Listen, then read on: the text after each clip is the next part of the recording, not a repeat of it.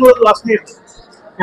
ಫೆರೋಮನ್ ಫೆರೋಮನ್ ವಾಸನೆ ಇರ್ತಿರ್ತಲ್ಲ, ಏನ್ ಮಾಡ್ತಾರೆ ಅಂದ್ರೆ ಆಮೇಲೆ ಮಂಡಕ್ಕಿಗೆ ಸೂಕ್ತ, ಮಂಡಕ್ಕಿಗೆ ಯೂಸ್ ಆಗುತ್ತೆ, ಸೌಳು ಭೂಮಿಗೆ ಸೂಕ್ತ.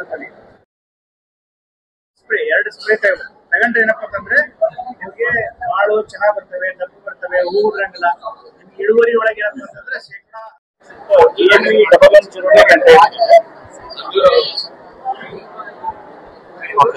ಗಂಗಾವತಿ ಚುರುಮುರಿ ಅಂತ ಹೇಳಿ. ಏನಂತಂದ್ರೆ ಸೌಳ ಈಗೆಲ್ಲ ಸೌಳ ಬಿಟ್ಟೈತೆ ಭೂಮಿ.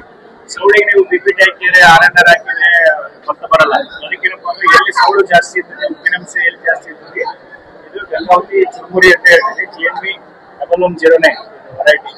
ಇದನ್ನ ಹಾಕಿದ್ರೆ ಏನಪ್ಪ ಅಂತಂದ್ರೆ ಏನು ಒಂದು ಕಟ್ಟಿಗೆ ಏನ್ ಬೆಳೆಯಲ್ಲ ಅಂತಲ್ಲಿ ಇದು ನಿಮ್ಗೆ ಏನಿಲ್ಲ ಅಂದ್ರೆ 25 ಇಂದ 30 ಚೀಲ ಇಳುವರಿ ಬರ್ತದೆ.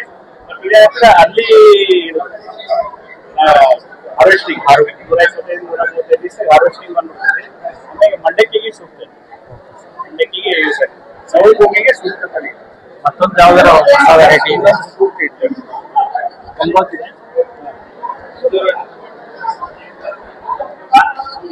GNV 1906 ಅಂತ ಹೇಳಿ, ಸ್ಫೂರ್ತಿ ತಳಿ ಅಂತ ಹೇಳಿ. ಇದು ಸಹಿತ ಏನಪ್ಪಾ ಅಂತಂದ್ರೆ ಜಿಂಕ್ ಫೋರ್ಟಿಫೈಡ್. ಈಗ ಏನಪ್ಪಾ ಅಂತಂದ್ರೆ ನಮ್ಮಲ್ಲಿ ನರ್ಸರಿ ಜಿಂಕ್ ತಗೊಳ್ಳಲ್ಲ, ಜಿಂಕ್ ಕೊರತೆ ಆದಾಗ ಏನಪ್ಪಾ ಅಂತಂದ್ರೆ ಬೇರೆ ಬೇರೆ ನಮಗೆ ಡಿಫಿಷಿಯನ್ಸಿ ಬಾಡಿ ಒಳಗಿದೆ. ಡಿಫಿಷಿಯನ್ಸಿ ಅಂದ್ರೆ ಈ ಒತ್ತೊಳಗೆ ಜಿಂಕ್ ಇರೋದ್ರಿಂದ ಏನಾಗ್ತದೆ ಅಂದ್ರೆ ಜಿಂಕ್ ಎಕ್ಸ್ಟ್ರಾ ತಗೊಳ್ಳಲ್ಲ.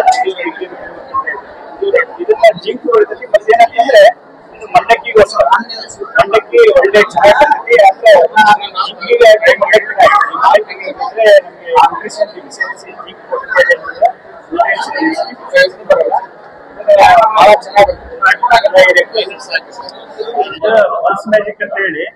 ಈಗ ತೊಗರಿ ಒಳಗೆ ಹೂವು ಉದುರೋದು, ಇಳುವರಿ ಕಡಿಮೆ ಆಗೋದು ಬರ್ತದೆ. ಪಲ್ಸ್ ಮ್ಯಾಜಿಕ್ ಏನಪ್ಪ ಅಂದ್ರೆ 2 kg 1 ಎಕರೆಗಿದೆ. ಏನಂತಂದ್ರೆ 50% ಹೂ ಆಡಬೇಕಾರೆ, ತೊಗರಿ ಒಳಗೆ 50% ಹೂ ಆಡಬೇಕಾರೆ ಈ ಪಲ್ಸ್ ಮ್ಯಾಜಿಕ್ ಸ್ಪ್ರೇ ಮಾಡ್ಬೇಕು. 1 ಎಕರೆಗೆ 500 ರೂಪಾಯಿಗೆ ಬರ್ತದೆ 2 kg. ಸ್ಪ್ರೇ ಮಾಡಿದಾಗ ಏನಾಗ್ತದೆ ಹೂ ಚೆನ್ನಾಗಿರ್ತದೆ, ಕಾಯಿ ಚೆನ್ನಾಗಿ ಕಟ್ತದೆ. 50% ಹೂ ಆಡಬೇಕಾರೆ ಮತ್ತೆ ಏನಂತಂದ್ರೆ 15 ದಿವಸ ನಂತರ ಮತ್ತೊಂದು ಸ್ಪ್ರೇ 2 ಸ್ಪ್ರೇ ತಗೊಂಡ್ರೆ ಏನಪ್ಪಾ ಅಂತಂದ್ರೆ ನಿಮ್ಗೆ ಕಾಳು ಚೆನ್ನಾಗ್ ಬರ್ತವೆ, ದಪ್ಪು ಬರ್ತವೆ, ಹೂ ಇರಂಗಿಲ್ಲ. ನಿಮ್ಗೆ ಇಳುವರಿ ಒಳಗೆ ಏನಪ್ಪ ಅಂತಂದ್ರೆ ಶೇಕಡಾ 13ರಷ್ಟು ಇಳುವರಿ ಜಾಸ್ತಿ ಆಗ್ತದೆ. ಸರಿ ಸುಮಾರು 1 ಎಕರೆಗೆ 1 ಕ್ವಿಂಟಲ್, ನಿಯರ್ಲಿ 1 ಕ್ವಿಂಟಲ್ ಇಳುವರಿ. ಗುಲಾಬಿ ಕಾಯಿ ಕೊಡ್ತೇವೆ.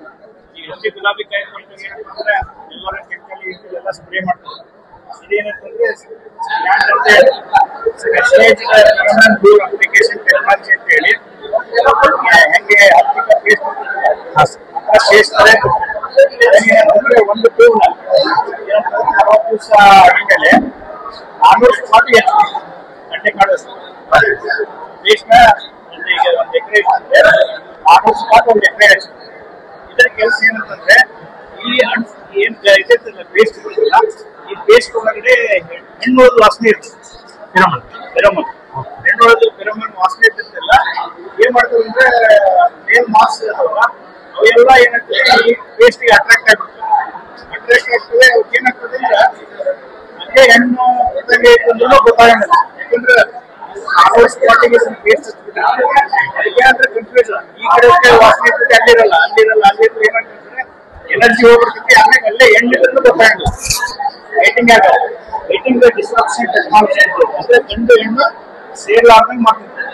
ಅಂದ್ರೆ ಗಂಡು ಹೆಣ್ಣು ಸೇರ್ಲಿಲ್ಲ ಅಂತಂದ್ರೆ ಹೆಣ್ಣೇನಪ್ಪ ಚೆನ್ನಾಗಿ ಮಕ್ಕಳು ಇರ್ತದೆ. ಅವಾಗ ಏನಾಗ್ತದೆ ಆಟೋಮೆಟಿಕ್ ಆಗಿ ಆಪರೇಷನ್ ಕಡಿಮೆ ಆಗ್ತದೆ. ಯಾರೋ ಒಬ್ರು ಮಾಡಿದ್ರೆ ಪೂರ್ತಿ